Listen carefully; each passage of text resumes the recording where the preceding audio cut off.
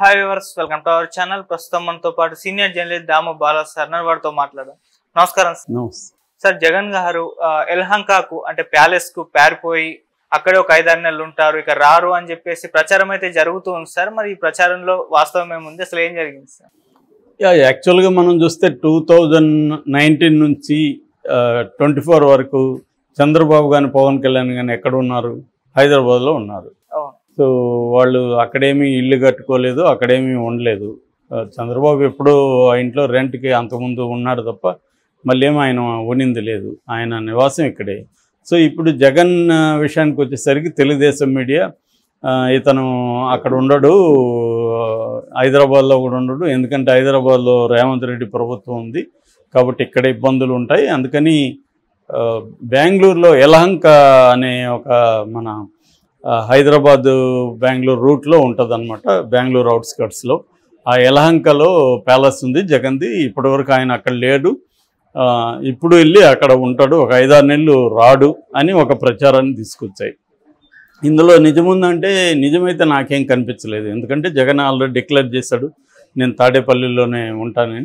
So అక్కడే వాళ్ళ ఇంట్లోనే ఆఫీస్ కూడా ఉండేట్టుగా చేశారు, అంటే అక్కడే ఆఫీస్ కూడా ఆయన పెట్టుకున్నారు ఇంట్లోనే. ఇంతకుముందు సపరేట్గా ఉండేది, ఇప్పుడు అక్కడే క్యాంప్ ఆఫీసులో ఉండేది, ఇప్పుడు తన ఇంట్లోనే ఆఫీస్ పెట్టుకొని అక్కడే కలవడం అని చేస్తున్నాడు. అట్లాగే నేను ఓదార్పు యాత్ర కూడా చేస్తాను త్వరలో. ఎవరెవరు ఎక్కడెక్కడ తెలుగుదేశం దాడుల్లో గాయపడ్డారు, చనిపోయారు, కొంతమంది ఓడిపోయిన దానివల్ల కొంతమంది చనిపోయారు, ఇక్కడంతా నేను తిరుగుతానని చెప్తున్నాడు. సో ప్రజలు నాకు ఇంకా పాదయాత్ర చేసిన నాటి సత్తువ ఉందని కూడా చెప్తున్నాడు. అట్లాగే అసెంబ్లీకి కూడా ఇప్పుడంటే మొన్న స్పీకర్ని ఆయన్ని అయ్యన్న పాత్రను ఎన్నుకోవడం ఇష్టం లేక రాలేదు, రెగ్యులర్గా అయితే మేము వస్తామని చెప్తున్నారు.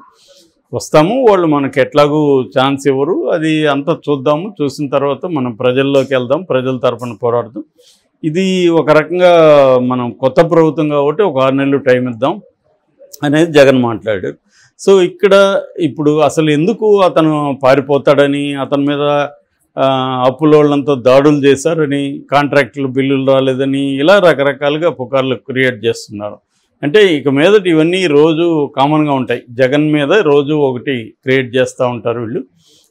నిజానికి అట్లేమీ వీళ్ళు క్రియేట్ చేసినవి ఏమీ జరగలేదు. అయితే విత్ ఇన్ ద వైసీపీ కేడర్లో కానీ లేకపోతే జనరల్గా అబ్జర్వ్ చేసే వాళ్ళల్లో కానీ ఒకటి ఏమి వినిపిస్తుందంటే కంపారిజన్. చంద్రబాబుతో జగన్ ఎప్పుడు కంపేర్ చేస్తూ ఉంటారు, ఎందుకంటే ఉన్నది వాళ్ళిద్దరూ ప్రధానమైన పొలిటికల్ పార్టీ లీడర్స్ కాబట్టి వాళ్ళిద్దరిని కంపేర్ చేస్తుంటారు. కంపేర్ చేస్తున్నప్పుడు ఇదే విధంగా తెలుగుదేశం వైసీపీ ఆఫీసుల మీద దాడులు చేస్తుంది, వాటిని కూలగొడుతుంది. ఆల్రెడీ తాడేపల్లిలో ఆఫీసుని కూలగొట్టింది, విశాఖలో నోటీసులు ఇచ్చింది, కూలగొడతానంటుంది. తర్వాత అనంతపూరు, కర్నూలు, ఇలాగ 26 ఆఫీసుల్ని కూలగొట్టే కార్యక్రమంలో ఉన్నారు. ఇదే మనం కానీ రివర్స్లో ఆలోచిస్తే ఒక్క వేదిక కూలగొడితేనే భయంకరమైన గోల చేయగలిగింది తెలుగుదేశం పార్టీ. కానీ కోర్టులకు వెళ్ళాడు చంద్రబాబు, దాని మీద మొత్తం రాష్ట్ర వ్యాప్తంగా ఆందోళన చేశారు, అవేమీ కనబడలేవు వైసీపీలో. ఊరికే ఒక ప్రకటన ఇచ్చేశాడు జగన్, మిగతా వాళ్ళు కూడా ఏదో ప్రెస్ మీట్లు పెట్టి మాట్లాడుతున్నారు తప్ప దీని మీద ఆందోళన చేయడం కానీ, కోర్టులకి ఈ పార్టీకి స్టేజ్ ఇచ్చి ఉండేవాళ్ళు. చంద్రబాబు అయితే అర్ధరాత్రి స్టేజ్ ఇచ్చేవాడు.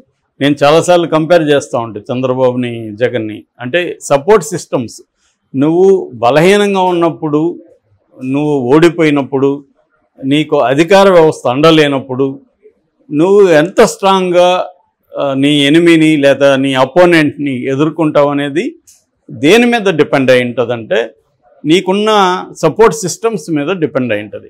సపోర్ట్ సిస్టమ్స్లో ఒకటేమో నీ కులము. ఆంధ్రప్రదేశ్లో కులం అనేది బాగా సపోర్ట్ సిస్టమ్. అంటే రేపు వాళ్ళకి డబ్బులు కావాలన్నా లేకపోతే ఇంకొక సర్కిల్ కావాలన్నా వివిధ వ్యవస్థలలో ఉన్న మనుషులైనా కుల ఆధారంగా ఆర్గనైజ్ అవుతారనమాట. సో అది స్ట్రాంగ్గా కమ్మ సామాజిక వర్గానికి స్ట్రాంగ్గా ఉంటుంది రెడ్డితో పోలిస్తే.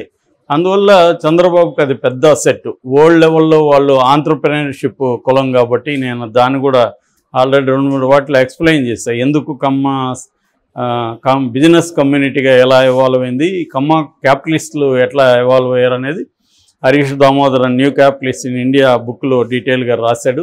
సో అలాగా కమ్మ సపోర్ట్ ఉంది. రెండవది ఆయనకు మీడియా సపోర్టు. ఈ చంద్రబాబుకున్న మీడియా సపోర్టు దేశంలో ఏ ముఖ్యమంత్రికి కూడా ఉండదు. ఆయన అధికారంలో లేకపోయినా, అధికారంలో ఉన్నా ఆ మీడియా సపోర్ట్ చాలా స్ట్రాంగ్గా ఉంటుంది.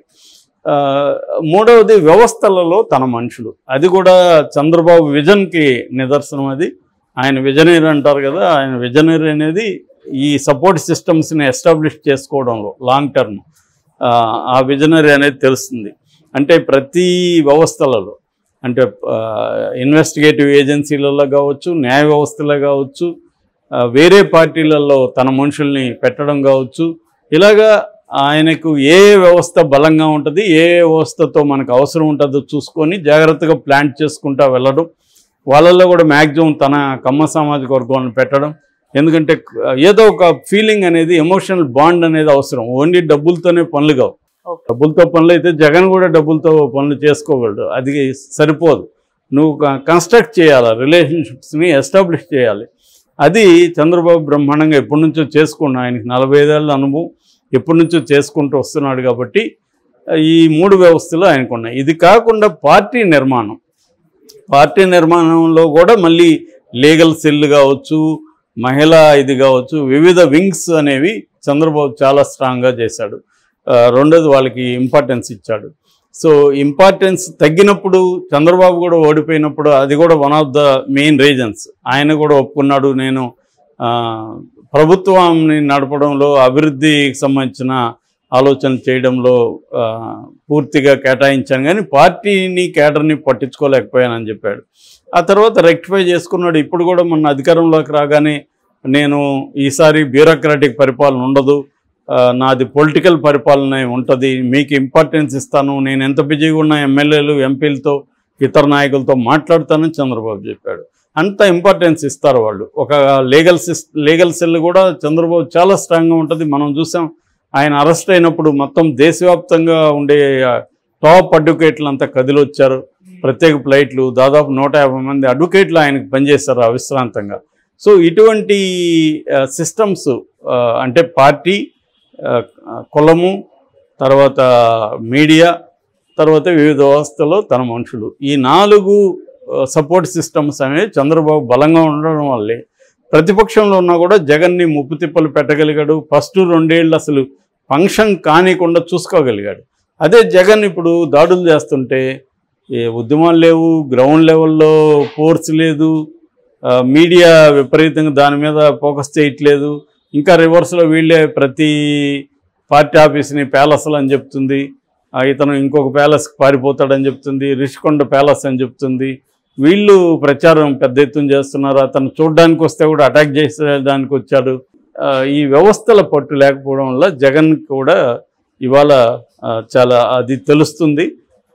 దీన్ని ఎలా ఎదుర్కొంటాడనేది మనం చూడాల్సిన అవసరం ఉంది.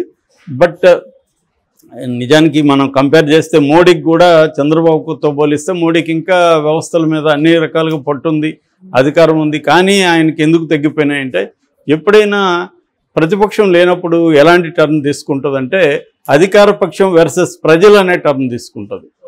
సో అట్లాగే మోడీకి కూడా మోడీ వర్సెస్ ప్రజలు అనే టర్న్ తీసుకునింది. కూటమి కూడా దాన్నే ఫోకస్ చేసింది.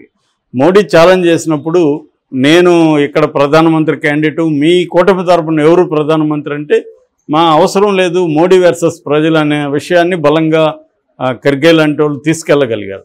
అది పనిచేసింది. అంటే మోడీ వర్సెస్ ప్రజలు అంటే ప్రజలకు మోడీ ఏం చేశాడు, లాభం చేశాడా నష్టం చేశాడా అన్న నెరేటివ్ని బలంగా తీసుకెళ్ళగలిగారు.